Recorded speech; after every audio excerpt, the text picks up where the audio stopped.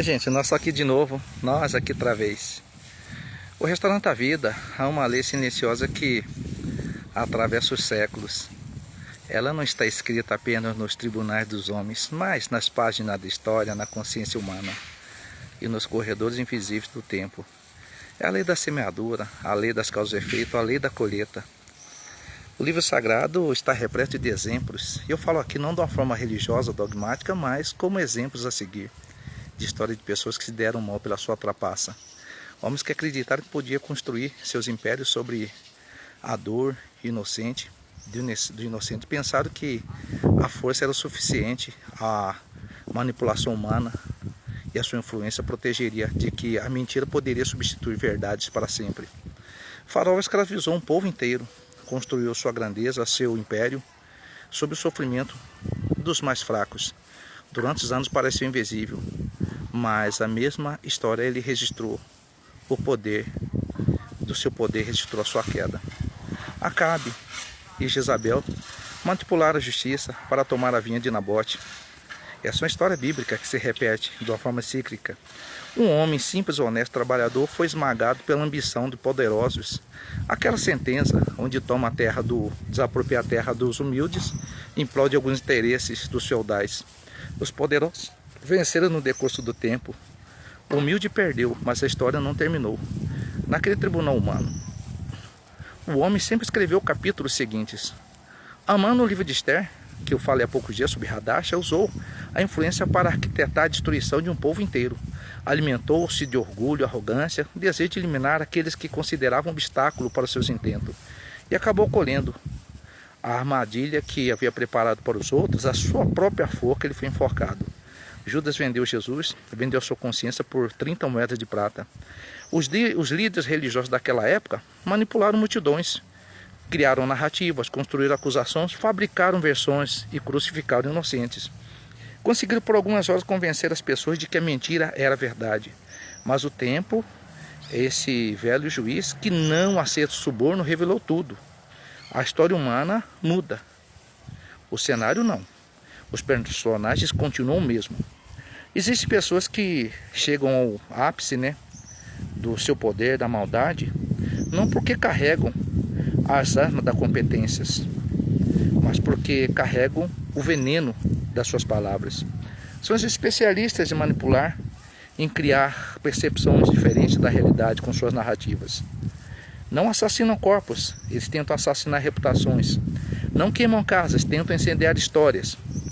Não prendem pessoas em corrente de ferro, tentam aprisioná-las na corrente das suas mentiras. Criam suas narrativas cuidadosamente, elaboram-se e escolhem versões convenientes de acordo com os seus interesses dos fatos. Utilizam o poder para influenciar, mas os bastidores, as alianças humanas para transformar as vítimas em culpados e culpados em vítimas. O certo em errado e o errado em certo. Por um momento parece funcionar. A plateia aplaude, multidões acreditam, e os boatos se espalham, inocentes sofrem. Os justos choram e clamam por justiça. E os manipuladores comemoram as suas vitórias. Porque eles tentam manipular o destino de pessoas, de seres humanos, e não estão ao seu alcance. Mas existe um detalhe que os arquitetos das trapaças sempre esqueceram. A verdade tem pernas mais lentas do que a mentira, porém possui uma resistência infinitamente maior. A mentira corre maratona em velocidade máxima e a verdade caminha a passo lento. Mas quando a mentira já está sem fôlego daquela corrida, a verdade continua avançando. E as histórias das narrativas cheias de fantasias que homens construíram, os castelos sobre a fraude, sempre caem. Alguns demoram alguns anos para cair, outros demoram décadas, alguns foram desmascarados ainda em vida e outros tiveram seus nomes julgados pelas gerações futuras. E a história não perdoa. Mas todos, sem exceção, encontraram e pagaram a sua conta. Porque a vida funciona de maneira muito parecida com um grande restaurante. Entramos sem trazer nada, sentamos à mesa, fazemos nossos pedidos, tomamos nossas decisões, tramamos contra as pessoas, como nós escolhemos tratá-las, e isso aí nós plantamos o que desejamos plantar. E quando chega a hora de partir, descobrimos que ninguém sai pela porta dos fundos. A conta sempre chega e alguns pagam pela perda da sua paz, da sua reputação, do nome do seu legado. Outros pagam com a perda da honra, outros pagam com a perda da confiança e outros pagam com a solidão que eles mesmos construíram ao longo dos anos. A filosofia chama isso de consequência, a consequência dos seus atos. A psicologia chama isso de retorno comportamental. A história chama isso de inevitabilidade. A espiritualidade chama isso de justiça. O homem importa, o princípio permanece. Quem constrói suas trajetórias sobre a manipulação acaba tornando prisioneiro das suas próprias máscaras. Quem vive da fraude passa a desconfiar de todos, porque acredita que todos são trapaceiros como ele. Quem destrói a reputação descobre bem cedo ou tarde que nenhuma reputação construída sobre mentira resiste ao teste do tempo. Vivemos numa época que a manipulação ganhou ferramentas modernas, narrativas. Elas são fabricadas a cada minuto, julgamentos acontecem antes das provas. As acusações espalham mais rápido do que os fatos, mas o que a tecnologia mudou? Apenas os instrumentos de levar as coisas mais rápido. A natureza humana continua a mesma, e a consequência também.